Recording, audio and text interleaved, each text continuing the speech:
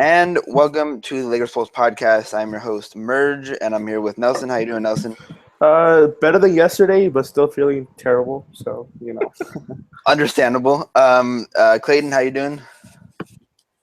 Yeah, about the same. And we are joined by a special guest, Pete Zayas from Lakers Film Room. How you doing, Pete? I'm good, man. I'm a little more chipper than you fellas are, but it's not the end of the world. It's gonna be all right. Oh, no. I mean, as you said on your podcast with Darius, it's not the end of the world. It just sucks, Yeah, that's pretty much where I'm at too. Okay, so I was not on the podcast last night. I was just not available, but I have not really got a chance to react to the whole D'Angelo trade stuff. So, let's start with Pete. How did you react to the whole ordeal when everything dropped from Woj? Well, I mean, my heart dropped into my feet, just I think like everybody else, it did for everybody else. It was a salary dump. There's no way around it. Like, Brook Lopez is a nice player. He's going to help Lonzo's transition. If they take him number 2, he's going to help his transition as a pick and pop type of big. But at the end of the day, in terms of like guys that are going to be here for the next team that has a chance to be a contender, he's not one of them. It's just the expiring deal that has value there. So it's tough to give up a guy who I had personally as the Lakers' best prospect, essentially in a salary dump. Now, I know that I was probably an outlier in terms of, I think most people prefer Ingram and more excited about the number 2 pick. And really it's the difference between the three was not massive for me even. But if you would have told me before it all started that we were going to have to get rid of any of our top 3 guys, whether it was number 2, Russell, or Ingram, in order to dump Mozgov, I would have been very much against that. So the fact that it was Russell was just kind of, an extra bit of salt in the wound there. Yeah. Personally, D'Angelo was my favorite player. I was following him since he was in Ohio State, and I was one of the guys who was like super just pushing for him over Okafor, as were a lot of Laker fans were. But I saw the tweet from Woj, and I kind of was just didn't react for a good 10 minutes. I was kind of in shock, to be honest. And I just it all just came to me, and I realized what the hell just happened. And we just used probably our best player from last year and basically a salary dump to the Brooklyn Nets, who on a side note, Brooklyn Nets have been Sean Marks has been a great GM for the Brooklyn Nets, and he really just got a really good asset for them, and someone who might have been a top 3 pick in this year's draft. And after losing the top pick to the Celtics, getting someone like D'Angelo is going to be great for them. But I wasn't happy about the whole thing. That's probably an understatement, really, but I'm more subdued now. But I wasn't happy. I'm scared to see how Lonzo's going to play without D'Angelo, and to see just how it really affects the whole team offensively. He was really a big part of their offense last year. It remains to be seen what the whole plan is for Rob and Magic, but we'll probably talk about that a little later. Just to in a shorter sense, I was not happy with the whole thing. I'm really sad that D'Angelo is gone, and I wish him the best of luck in Brooklyn with Kenny Atkinson. But let's move on sort of to a bigger picture. What do you guys think not having D'Angelo is going to do for someone like Lonzo, who really D'Angelo was a big reason why I was comfortable with Lonzo coming to the Lakers. Having him be a guy who can, Lonzo can play off of D'Angelo and have someone who will be able to hit him on cuts and stuff like that. So, Nelson, what do you think? How do you think compared to if we did have D'Angelo, not having D'Angelo is going to be for Lonzo?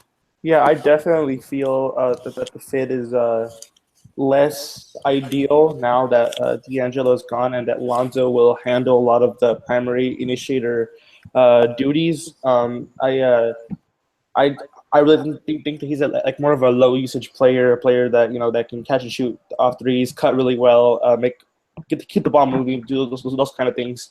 And I mean, he can certainly still do those things as a primary initiator. Just that I'm not really comfortable giving him those kind of duties and expecting him to do it at an elite level. Like, I'm sure that he's capable of doing it to a somewhat decent level. I mean, he's not going to be terrible at it. I just don't know how well it's gonna all translate, because there are some questions there, and depending on where those questions go, then I'll feel more or less comfortable. But yeah, I mean, like, the problem is that Lonzo really can't get to the rim all that much. Not like a Dennis Smith, who has a really explosive athleticism, and then Markelle Fultz has that herky-jerky, really quick change of direction game to him. I mean, Lonzo doesn't have either of those things. He doesn't even have a really advanced handle, so that really just limits his whole creation ability as of this moment, stepping into the league. You know, the handle is obviously something that can improve down the line, and I expect it to improve down the line. I just don't know to what extent it'll improve.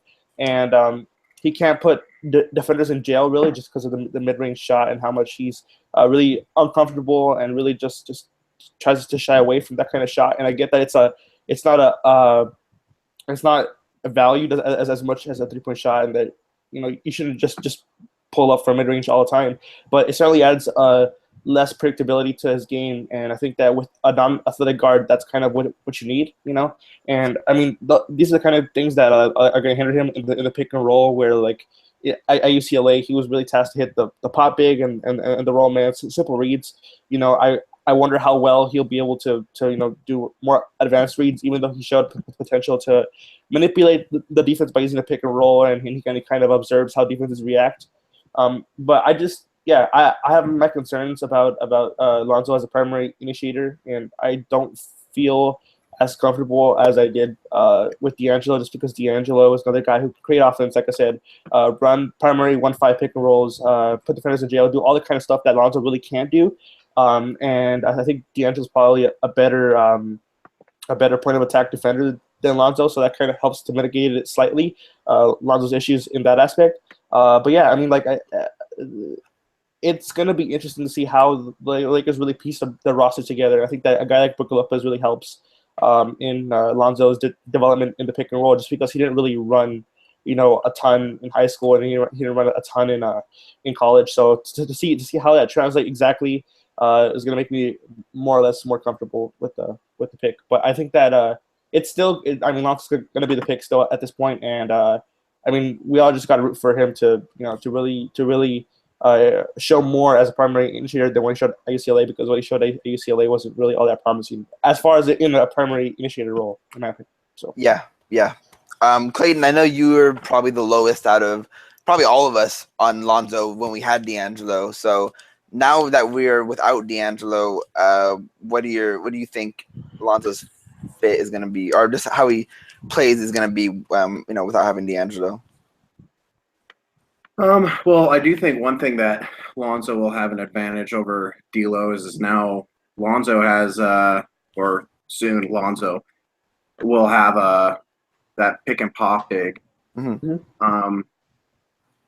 But pretty much all my same concerns. Just now they're just a little bit more elevated. I mean, it really doesn't change my evaluation of them or who I think is going to be, you know, the pick. But yeah, I think it pretty much would just be repeating Nelson. Oh, okay. I think it's gonna depend on whether or not we get Paul George. I think that's gonna be a big factor in terms of whether or not, because I was, you know, I'm working on a ton of videos. I was telling you guys before we went on air, and one of them is, you know, how Paul George would fit on the Lakers. I want to be prepared for that if and when that happens. And from watching a lot of video on him today, he's stylistically, like, you can totally tell that Kobe was his favorite player.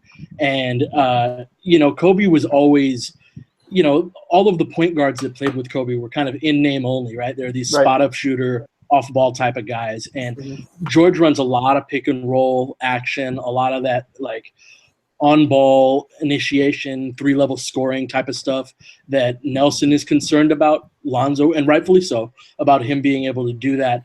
If we get Paul George, that's I mean, and he's better at those things at this point in time than D'Angelo is. So I think that mitigates those concerns, and you have another go-to scorer in Lopez in a short-term type of sense. And that's the thing that, if say a George trade goes for either Julius or JC and, a couple of picks involved, it's going to be a better team in the short run next year. I think what the concern for a lot of guys like us is what is the ceiling on this team in a long-term perspective. But I actually think the functionality around Lonzo specifically, having a veteran Brook Lopez and a veteran Paul George, I think that pushes him down far enough on the totem pole to where he's actually going to be in a better position, even if the Laker long-term prospects aren't as good.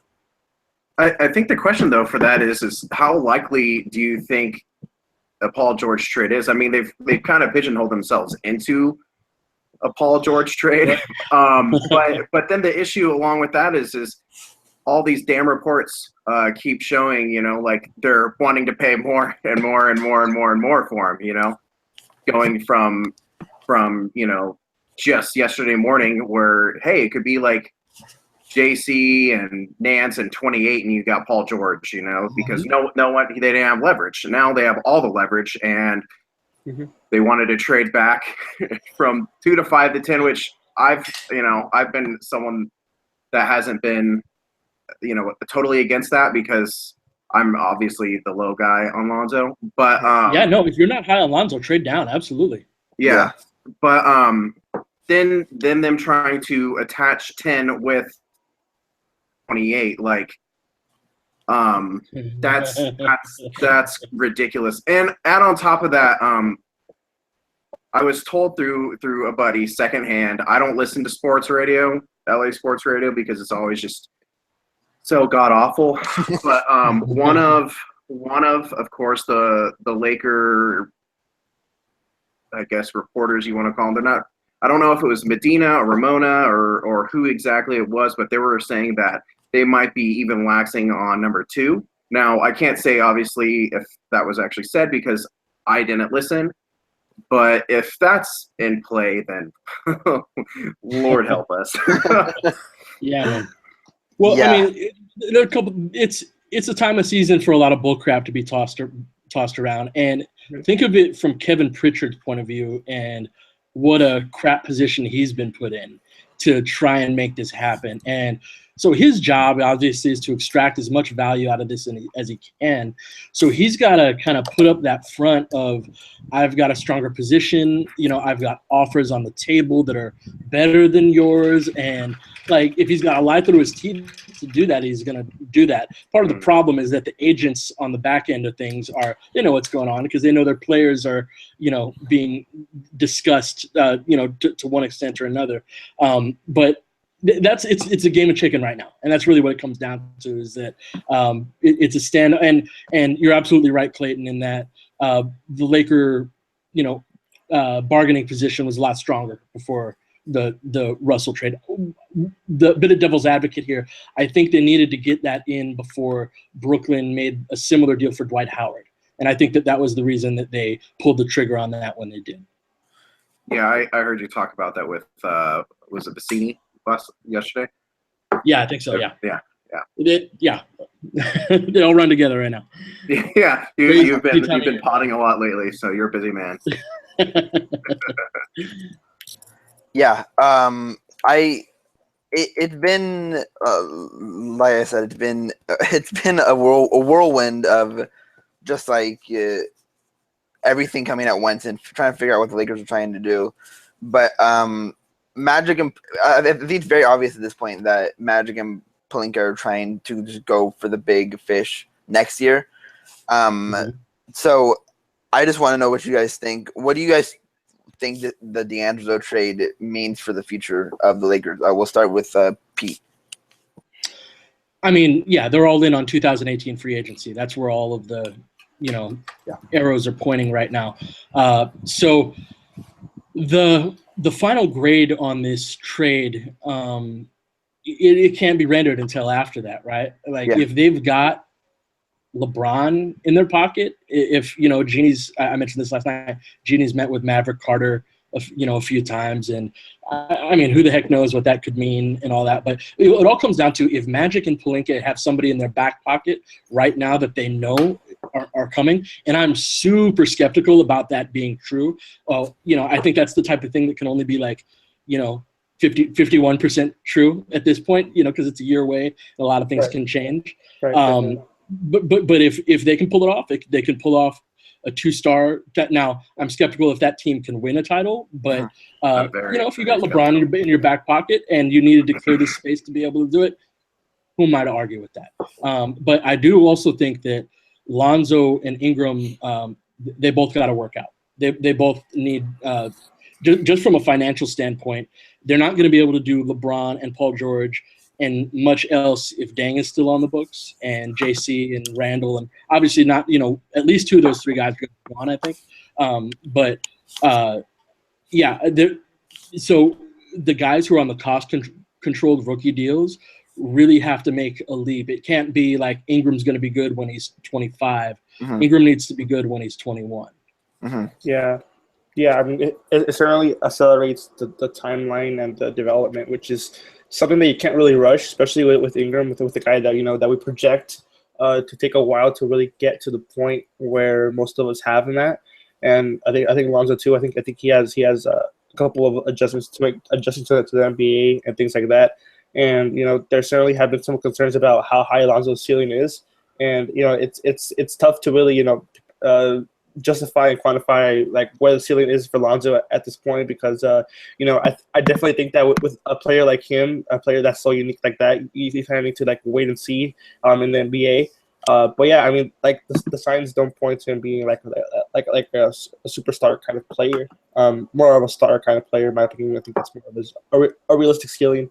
But yeah, I mean, I certainly agree with Pete, because I think that Lonzo, I think guys on those kind of contracts, they really need to hit, because I mean they won't be able to really get much else except for like bargain bin guys, and having two stars does not solve all your issues, and there's still issues of depth and matchups and all those kind of things. So I think definitely Lonzo and Ingram are going to have less time to develop into the players that we all project them as. So. Yeah, this was a thing that I was worried about when the Lakers did initially sign Magic, that they were just going to try to just go stars and try to just compete now, because I'm a believer that the Warriors are going to be unstoppable for the next 5 years, that they're going to win a bunch of championships. So I'm definitely skeptical, even if the whole Paul George and LeBron James thing works out, and if Lonzo and Ingram become good players, then I still think, I don't know if that's enough to beat the Warriors. Maybe like a 33-year-old Warriors, not in their prime, but I'm still skeptical about them beating a Durant, Curry, Draymond, Clay team, just because they're just so damn good. But Clayton, I want to hear what you think about the future, and where do you think this is all going to go? Sorry, the typical Clayton sigh. I know. The sigh, yeah. I mean, like we've said, it was just a salary dump. So like, you lose, depending on your opinion on D'Angelo. Your third best, your first, second, or third best asset, and all you do is just open up cap space. Well, cap space is valuable. We've also had that several times in the past few years, and it didn't really work out. Mm-hmm. Cap space is valuable only if you're really bringing in great players, in my opinion. It's simple, to put it simple, I guess. Yeah. But man, I don't know. Like Pete said, if you bring in LeBron and you get Paul George, I mean, even if you get like Westbrook or I mean, I don't want to bring Boogie in. God, don't bring Boogie in. If you get those guys, I still don't think you're a championship team. Maybe you'll make the Western Conference Finals. I mean, with LeBron being like a freaking alien, then who knows? But he's got what, he's on pace to break for most minutes in NBA career. Yeah. So been to the finals 7 years in a row. He's got a lot of mileage on him. I worry that you're going to get this short-term success, and obviously I don't think that's going to happen this year, but next year or the following year after that, you're going to get that short-term success. But then if you do get LeBron, and then in 3 years after this, he just starts, not regressing. What's the word I'm looking for? Slowing down. Yeah, just whatever. He's just regressing as a player, whatever. Like what happens, especially if Lonzo and Ingram don't develop. Right. I'm still very high on Ingram, but he was very bad last year, very, very bad. And rookie point guards don't do well. So Lonzo's going to have issues with that just because of experience, and it's just that jump from college to NBA. It's difficult. So yeah, definitely. If LeBron comes next year, I think we're going to see a love for Wiggins type of trade. I'd be surprised if they kept both Lonzo and Ingram around, even if they both play really well this upcoming year. LeBron's not coming here to play with two kids that can't drink. You know, like there's such an age disparity between Ingram will be going into his 21-year-old season. Yep. And then Lonzo into his 20-year-old season. Mm-hmm. So I guess Ingram will be able to drink in that September, but and LeBron's going to be 34, Yeah. No, LeBron's trading that dude, and I say that with that language on purpose. LeBron is trading one of those dudes for and another pick or two on top of them to see if they can get a guy that can help them win now. Maybe it's Boogie, maybe it's somebody else. Obviously Boogie's a free agent at that point. I don't know how the logistics of that would work, but you get what I'm saying, right? And they're not keeping the two. I hope they're going to be good when they're 24, 25 years old. Those kids are one or both of them are getting flipped right away, and then with the idea of signing someone to the MLE and then getting as many of the ring chasers on the phone as you can to try and give the Warriors a run. And is even that going to be enough? I'm with you, Merge. I'm skeptical that even that's going to be enough. But that is what's going to happen if LeBron comes. Yeah, I think if that – I do believe that they'll try to flip one of those two. And I think of the two, I think Ingram is definitely the most possible just because it's kind of redundant with a Paul George and a LeBron James having another – wing player there, having their small forward, power forward there. So I think I can see in Ingram for trying to flip him for someone trying to think of someone. I mean, not Anthony Davis. He's too good, Anthony Davis, but like a Chris Bosh caliber, type player, and trying to make that Wade, LeBron, Bosh type trio again. And then it's adding on a bunch of ring chasers like a David West or, Vince Carter this upcoming year or Zach Randolph this upcoming year. That's definitely what I see happening if we get LeBron. Because like Pete said, there's no way LeBron's coming to play with kids who could be really, really good, but can also just bust, and not be good, which is another reason why I'm scared about this is the way that the Lakers are trying to go, because as much as I think LeBron is one of the greatest players of all time, second best player of all time to me, and a guy who I just is an alien, then, I mean, even with him, I mean, he couldn't beat this Warriors team, and they're only, I think the oldest of that trio is Steph at 28, and I don't see Steph really slowing down because his play style is a play style that I can see working out for the next, 6, 7, 8 years, because he's just a shooter, and the shooting never stops, that doesn't go away. So that's a big reason why I'm just worried about them just putting all their stock in LeBron and Paul George or DeMarcus Cousins, Russell Westbrook, Kevin Durant type players, Let me ask you guys this. Clayton, I'll ask you. Is there a better – because there's no guarantee whatever route they choose, right? Yeah. There's nothing going to – but is there a better route than the LeBron, Paul George, and trading one of the kids for somebody? Like, is there anything that represents a better chance for us to get to a title?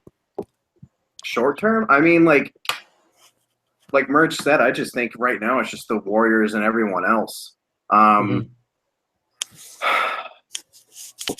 Because how you said if it's LeBron, they're going to ship one of those dudes out. I don't think it's just LeBron. If you somehow get Westbrook, I think they're going to ship someone out. You know, if they try and get Boogie, you know, I think because he's, you know, the best big man in the NBA. Look how skilled he is on the offensive side. You know, we've got to build around him. You know, Lakers in their front court. You know, they're sinners. You know, it's just I'm not and like even though like I do love the idea of building for the future. You know, I think I always come off of as like one of the trust the process cultish figures. You know. Well, I mean, I do love what they've done there. It like there is a point, and I just don't think like this was the point that they should have rushed into something like that, because I just think the timing is bad. You know, I mean, I guess like you could go for like get Paul George, you get Westbrook, and then I think if you were able to completely rid yourself of Deng somehow and just let Randall walk, then you can get your, and of course trade Clarkson. You can get your third max. Almost. It's a few 100,000 short. But I think like really what you're, in my opinion, what I think that you're hoping for is just injuries, you know, of the Warriors now have been to 3 finals in a row. Kevin Durant has had foot issues. Their supporting cast is possibly leaving. You know, with Iguodala possibly getting $18 million a year somewhere. I heard 20, but yeah. Yeah. I mean, I've seen that. I don't know. What do you think? I mean, like, what do you think, Pete? Like, is there a way to get to real title contention faster? Because I've been thinking of just, especially after the move yesterday, I don't see it unless you just completely gut it and only go for stars, and you have no guarantee that that's happening, obviously. So this is based on the idea that LeBron is a cyborg and will be just about as good as he is now at 34 than he is at 32. Yeah.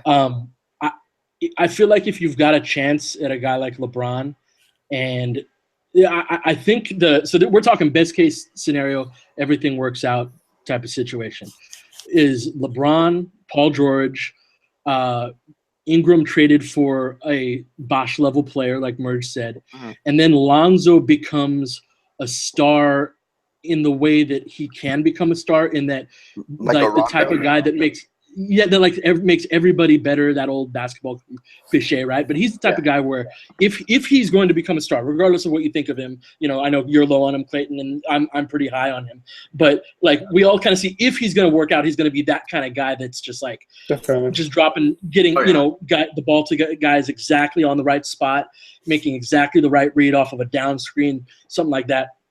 And so he's the type of guy that's a great player to have around other great players, because he can vibe off of them and give them the ball. I think if you've got, you know, one superstar in LeBron, 2 high-level stars in a Paul George, and then the Chris Bosh level player, and then a 4th guy that is a real stud at making it all coalesce, and then the MLE and the ring chasers, I think I can't come up with a long-term scenario that's feasible, and it's hard when it's long term, right? Because there's so many routes it can go, that I think beats that. And that's a very long-winded way of saying if you got a chance at LeBron, you got to take it. Yeah, yeah. I don't know what this is all going to come together in 2018, for better or for worse. And you know, it could turn out with Lakers gain one of the greatest players of all time and Paul George, and Boogie Cousins, or it can turn out with the Lakers being one of the worst teams in NBA in 2020 or something like that. Which, that's best and worst case scenario, of course. But another interesting part about this whole thing, which I've kind of like reassessed, is the Julius Randle situation. So Julius Randle, of course, is going to be a restricted free agent after the next season. And he's a guy that has shown a lot of flashes, but he's also shown a lot of, stuff that's wrong with him, and not like defensively. Who knows if the jumper gets better, stuff like that. So I want to know what you guys think now of Julius Randle's future with the Lakers. I'll start with Clayton. What do you think? I think he's going to be part of a package for Paul George, to be honest. If it gets done, and then if they are chasing LeBron, then I think they're either going to attempt to trade him for some type of like pick or something for an asset like that way. It would be really interesting to see like what like a David Griffin would do in that situation, since he was like the master of getting assets out of nothing. Yeah. Or they just let him walk just for the cap space. Magic has talked a lot about how he's high on him, and if what was the quote on Sportsnet, like his first interview? If he gets a right hand, he'll be an all-star. Yeah. I mean, I don't agree with that, but yeah, I don't know. Really, I mean, it's all of what I kind of had in mind of what was in the plan for these young guys is just kind of like, well, at right now, currently at the moment, I don't know still. Yeah. They could be gone tomorrow. They could be gone next year. I anticipate Randall probably being shipped off somewhere, so then you can make space some other way, Right. Pete, I know you don't like Randall that much. Wait. I do have a question for Pete, just to egg Pete a little bit. What do you think of attaching a Randall in a package for your boy Porzingis? I'm just playing. You don't have to. I'm just playing. No, that's fine. And the Porzingis talk is hot and heavy right now. I really don't think.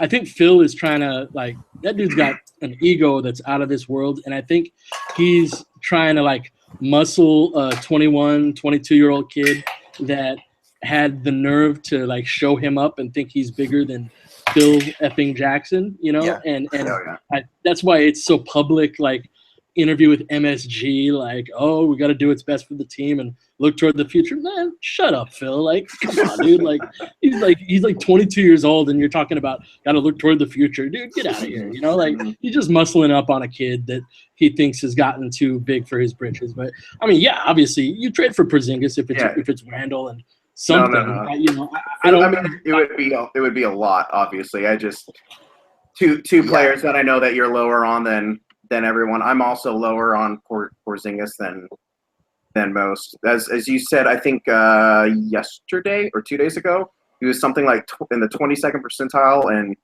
in was it creation? I think. Yeah, so it was his points per possession plus his assists. So it's basically it's points created, right? Where how much you scored plus how much did you create for other guys. And he's in like the 22nd. And if you look at the list, I don't have it in front of me, but it's like you read the list and you're like, oh yeah, that's a list of the best offensive players in the NBA. It's not one of those analytics where you're like, Patrick Beverley leads the league in this, offensive category. Like, come on, it's one where it reads like a list of all-stars. And he's a guy that, he's benefited from the narrative of he plays next to two ball stoppers, when in reality those guys create shots. Now they're overpaid and they're not great for the modern game and whatnot, but guys like Derrick Rose and Carmelo Anthony, they're veterans who know what they're doing, who know how to score and draw the attention of a defense. And Porzingis is good on his spot ups and on cuts and as a pick and roll man, but those are all like somebody else creates the shot type of opportunities. And when you combine that with how bad he is as a rebounder, he's a guy, and I know this is why you're tweaking me on it, Clayton, he's the guy that I feel like he's the most overrated guy in the NBA because he's talked about as this, total cornerstone, and he's just not that. There's another guy I agree. To be honest, if I had to say the most overrated player in the NBA, I'd probably say Devin Booker, but that's just me personally. But yeah, now that D'Angelo's gone, I really that whole Booker thing isn't really much to worry about.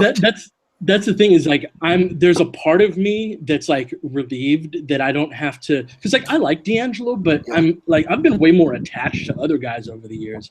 But it was the biggest disparity between like what he actually was in his on-court production, and people treated him like he freaking sucked, like he was just completely terrible. And it was like, wait, no, he doesn't. And so it's somewhat of a relief that there isn't anybody on the roster now that a good portion of the fan base just absolutely hates.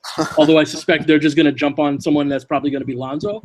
But there's somewhat of a – I'm not going to have a dumbass Devin Booker conversation anytime soon, and I'm kind of happy. Yeah, the Devin Booker conversations were definitely one of the things I did not like, and that's probably the thing I hated the most, that people perceived him as a future superstar and D'Angelo as this like maybe starter 6-man type guy, And I mean, we've even got that in the comments right now. Someone said that that D'Lo might not even be a starter on a championship level.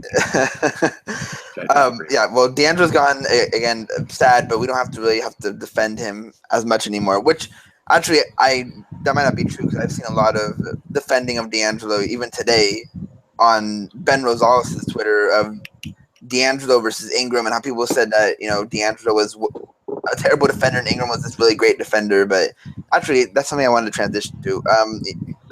Ingram has been perceived as untouchable by Laker fans and by Magic Johnson, who literally said that he is untouchable.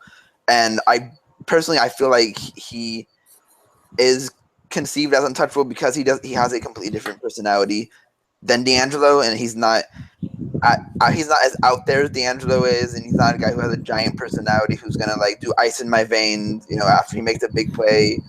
But I want to know what you guys think about the Lakers putting all this like faith in Brandon, and how you guys think that that's gonna affect him for next year. Pete, we'll start with you. I think that I'm on record as being probably a little lower on Brandon than most other people, but I that's always with the caveat that I do see what everybody else sees in that. Like, I do see how people can like him and be excited about him, and he had a very nice month of March, and he was really relentless at driving to the basket in a way that a guy that weighs what he does is very unusual. He was kind of like one of those wind-up toys that like runs into something and keeps running into it until it bounces off and goes around it, like a chair or something. Like, that's what he reminded me of on his drives. And it was like, well, if he's doing this at 19 years old, he's never going to be a big guy, but he gets 20 pounds on him. Like, that's going to be a hard guy to, like, he's going to be able to drive almost at will. That being said, he needs to produce now. It can't just be that he's this really tall, awesome-looking guy with a huge wingspan. And it's not just points. It's like there's going to be a guy who's getting steals and block shots and deflections and just being generally disruptive with his length. And there's no reason he can't be – and, like, that needs to happen sooner rather than – like, the timeline just got accelerated. And big time. I don't anticipate that sort of jump, as big of a jump as I think he'll need to make for it to all make sense, which is why I'm skeptical about it. But what you said, Murray, about the personality stuff, I've talked to that Lakers, the main takeaway I got from everybody was if D'Angelo Russell was a nicer person, he'd still and I mean, well, for me, we're a 26-win team that needs all the talent that we're being a team. But the front office saw it. But this is a move that was independent of Paul George, and they want guys like Ingram, like David Nwaba, like Zubats, like Nance as people, because culture is very important to them, and culture is very important. But you're not winning with 12 David Nwabas or Brandon Ingrams, to be perfectly honest. So anyway, that's what I know. That's my thoughts on the Brandon Ingram angle. Kid's timeline just got moved up a couple years. Yeah, I think the funny thing about the personality stuff is that the Lakers just got off a 20-year run with one of the biggest personalities in NBA history in Kobe Bryant. And that's putting it very nicely. But Kobe was like a hard dude, right? Like Kobe was relentless. He was like the hardest worker. He was so like it's not just that Russell was difficult. He was difficult in ways that were not acceptable to the Laker front office. And in a lot of ways, he's an anti-Kobe in terms of personality. I think it still could have worked, and they should have tried to make it work, but it's not exactly the same thing. Right? Yeah. No, I'm one of the biggest Kobe fans. You'll know. I wasn't trying to really slight Kobe. It was just it's just funny to me that they're like getting rid of a guy who's perceived as like a know-it-all or just like difficult personality, and when you just lost Kobe, who I've heard you've heard people like Smush Parker, it's Smush Parker, but say that he's a difficult person to play with. But Nelson, what do you think about the whole Brandon personality angle? Well, I mean, I certainly think that teams are starting to put a lot more stock into that. I think that's why you're seeing, some people talk up a prospect like De'Aaron Fox just because he's like a good person and a good kid. And every time, you see him on interviews and you see him doing all this kind of stuff, like segments on YouTube and clips like that, he's always positive, talking well. I mean, he's not really negative. He's just like a guy that you want to be around, and a guy that that you want to build around, that personality that you want to be around. I mean, that's kind of the thing that people gravitate to. And obviously, we don't know what happened with D'Angelo in the whole front office thing. From everything that we always got leaked out, it was always that people in the front office didn't really like D'Angelo. They like his personality. They didn't like how his whole persona was, and that really drove them to not really support him. And I just view an issue because unless you are like a DeMarcus Cousins level, like that bad in the locker room, then you honestly and even though my point is that if DeMarcus Cousins, who was a huge jerk, apparently in the locker room and on the court, not off the court with his charities, he does great work there. But apart from that, he's really just a jerk from everything that we read. And if he's still highly touted and still has a job, and it goes to show that if you have talent, talent should go over anything else. I mean, it's the personality and how hard you work, that should certainly be weighed. But in my opinion, I think that's just been overrated a tad, especially recently. And I get that you want good guys around the team and you want good people around to build a strong culture and a unified front, and guys that aren't alienating each other and aren't causing locker room problems and things like that. But there's a point where the talent, it just like the talent shouldn't matter, and it's hard for me to argue. It should be hard for anyone to argue for Ingram being a more valuable piece, just because D'Angelo, like I said last night, D'Angelo showed more as of this moment as a superstar. And I think that if Ingram, the only reason Ingram is untouchable is because of his personality, then I have an issue. And if they're putting a lot of stock into that, then I have an issue. Because D'Angelo, from everything that I saw, he was a hard worker. He worked hard. I mean, he's been improving his body since he came to the league. He's been working out, getting shots up. I mean, everything that we see is him working out and him being in the gym as well. And I mean that it's not fair that D'Angelo got alienated in that manner. Even though I mean, Brandon Ingram's kind of like that shy guy that doesn't really say much, but when he says something, it's not anything that is on one side of the fence or the other. He remains like relatively neutral in general. So I mean, I definitely would put some stock into having a good personality, but I think that the Lakers are just put too much stock into it, in my opinion, just because it's just, if you believe in Ingram's game and that's truly why he's untouchable, then I get it. Then I understand.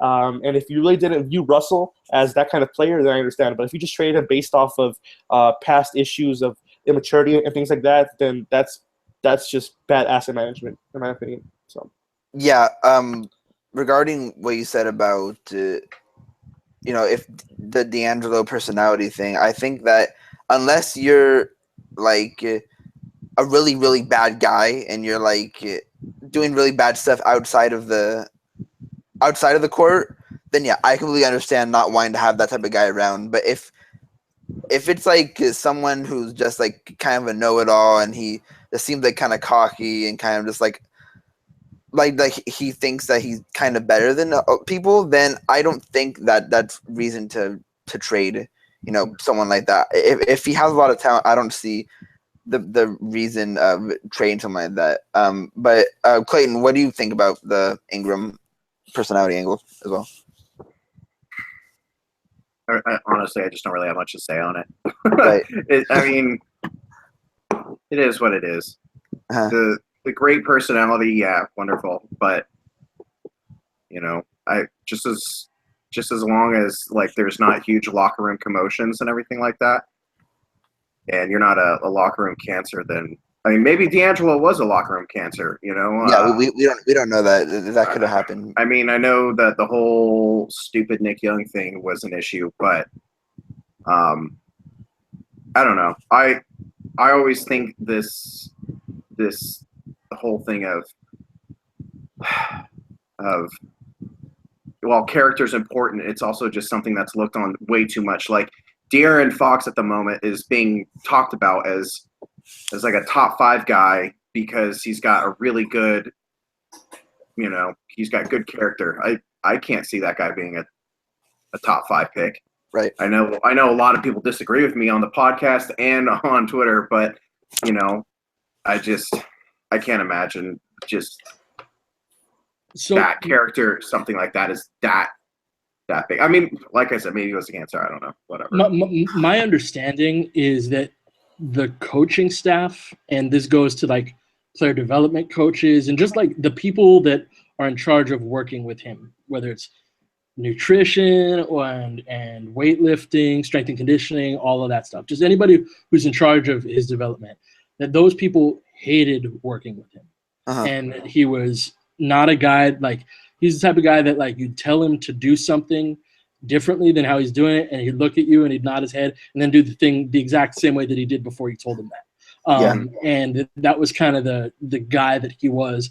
And you got to understand, it's a work environment for these guys too. So like, it's one thing for us to talk about that on a podcast and theorize like what that means. It's another thing to like be in there 6-7 days a week like they are, and like be like, man, I got to deal with this dude again today. And over the course of 82 games and 6 to 8 months, right?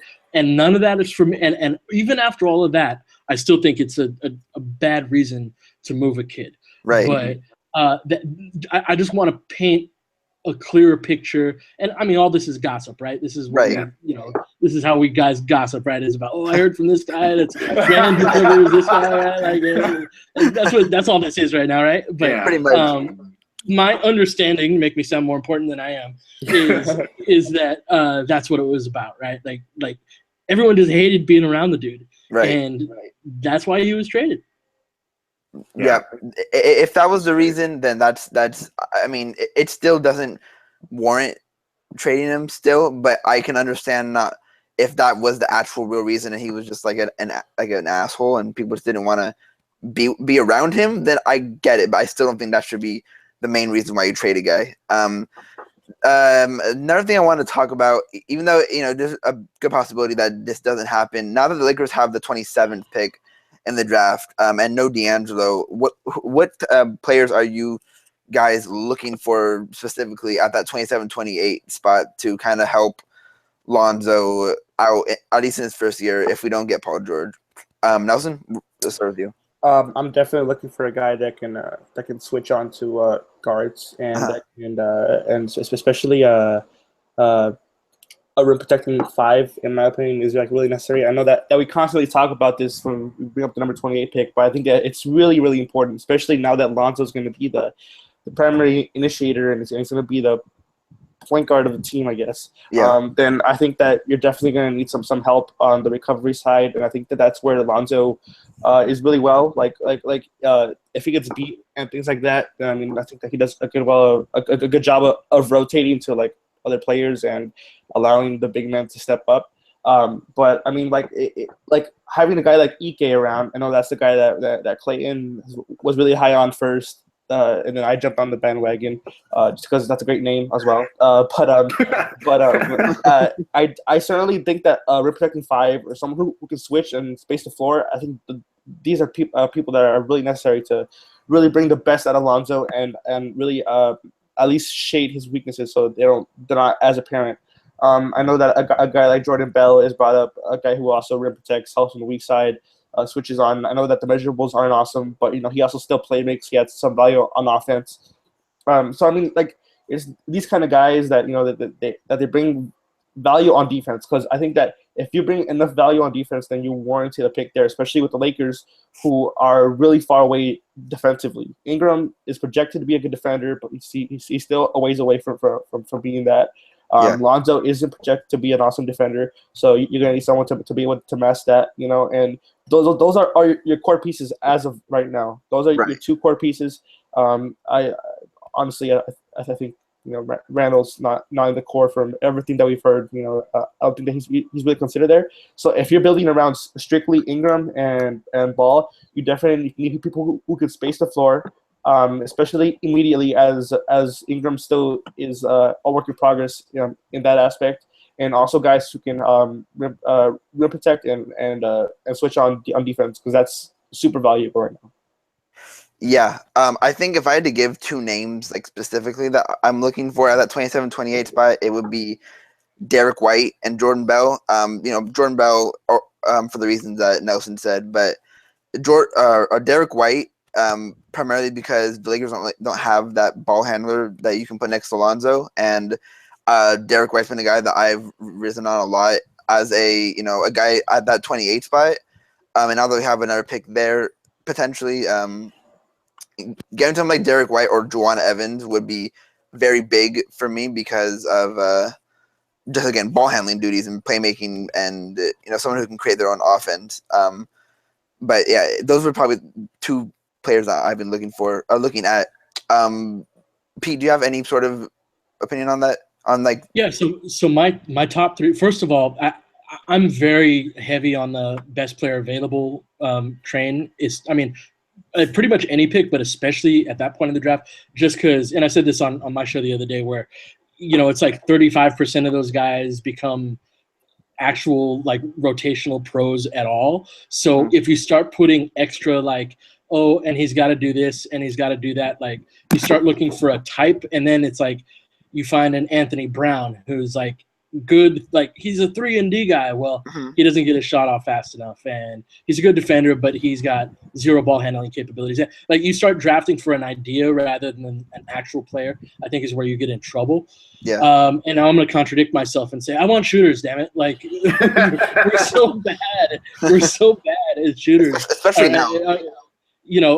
So while that's not like a hard and fast, like, so if Bam Adebayo falls to 28, I'm all about him. I like him quite a bit, and he's not a shooter. I'm with you on the Derek White bandwagon. Yeah. He's my favorite guard that I think is going to be available right around that spot. And my third guy is Jonah Bolden, the old UCLA kid that played overseas. That I'm a big fan of his. So it looks like I struck a nerve with that one, judging by your reaction to that. You gotta take on that merch. No. I just feel Jonah Bolden's been a guy that I've heard a lot about the past week. So I understand why you're bringing him up right now. I think Clayton might have a stronger opinion on him. If you want to maybe talk about him, Clayton. Oh, I haven't really looked too much into Jonah Bolden because of, well, one, I think he's going to be a 4/5. We just have a lot of front court guys.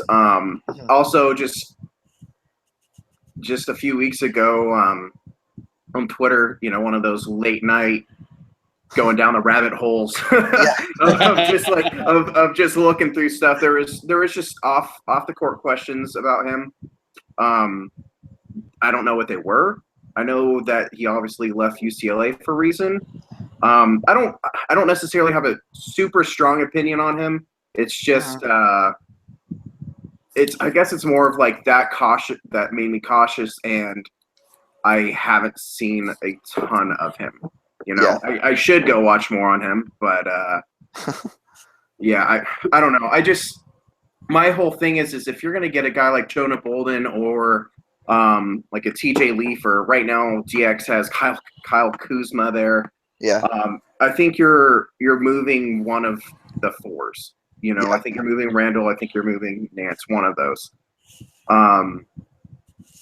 I think that the franchise likes Nance more, so I think it would probably be Randall. Maybe that's just me projecting into something like that. I don't know. Yeah. Yeah, I mean, like the three guys that I would prefer to somehow get a hold of would be, over and over and over again. EK, OG in LA would be awesome. I think just getting that perimeter defender. A couple days ago, I would have suggested possibly trading up because Frank Ntilikina is dropping. On at least DX. Oh. He's at 15 now. So I mean, shocker! Clayton wants Frank Ntilikina. I know. Wow. Huge, this has been a season-long thing. This is my draft guy this year is Ntilikina. I don't know what it is. Last year it was We all have our Luwawu. draft crushes, man. Yeah. Yeah. Last year it was Luwawu, and when he went a couple picks before 32, I was crushed. So, But then again, we started on Deontay Davis. Oh yeah, Deontay Davis. And then immediately we were on the Deontay Davis train, and then that got crushed the pick before. Right. In that range, like Pete said, you want shooters. We don't have any shooting. Brook Lopez is Our best. I mean, Pete's talked about it on Twitter like all day, and I've seen so many other people just say he's our best. Brook Lopez is our best shooter. Yeah, he probably. So, well, I think Lonzo has potential to be a good, especially spot-up shooter. According to Cole Zwicker, 34% from NBA range on the season, which would I think be second on the Lakers right now. Yeah. But still 34% is below average. And while I think he will get better at it, it's also going to be his rookie year. Right. So I think that's going to take some time. So I guess a more physically matured guy. I guess if you're trying to get immediate impact, I think I would much rather continue just to do the project guy that has like a skill that projects to be elite in some way. But if all those guys are gone ahead, I think Derek White, Terrence Ferguson is interesting, but I mean he's young, so I could see them go after a guy like a Wesley Iwundu. He's rising up boards again finally. Josh Hart, I cannot see Josh Hart not going in the first round. Yeah, I agree. Yeah, I see a lot of analytics guys like him, and a lot of teams are using analytics now. So yeah, so that could be an option. I just someone that can also take some of the ball handling duties off of Lonzo, as well as spread the floor and hopefully provide some defense. Right. at the point of attack. Yeah. I mean, more than likely, these picks will probably be gone. Probably like a good 50%. These picks will be gone, but I mean, we have to talk about it because there's again 50% that we do keep them, in my opinion. So, before we end, I want to gauge everyone's what everyone thinks the percentage of who thinks or Paul George being on the Lakers. How likely do you think you guys that he'll be a Laker by tomorrow? Nelson? By tomorrow, I think I'd probably put I know that the Pete before the podcast brought up how that it's usually 50% chance the trade is is done unless Woj tweets it. I just think that they just, like Clayton said, pigeonhole themselves, and they're just like stuck in the mud. And if they do not trade Paul George, and they traded D'Angelo Russell for literally free agency hope, all of it, they don't. I mean, that's kind of like it's kind of like hard to grasp. And I think that if you trade for Paul George, you at least sort of see the vision, and it'll make you a little bit more comfortable to have him on the roster. You at least know what they're doing. So I think that for my sanity, I think I'm gonna say 70%. 70%. Okay, yeah. Clayton, what do you think? Oh yeah, come on, Clayton. There's a sigh. Yeah, I mean, I guess that sounds about right to me. I was gonna go like 70-75%. So yeah, Pete. I'm gonna say 60. I think that there's a chance that Pritchard, kind of drags it on a little bit, and I think there's a small chance that someone else does rent him.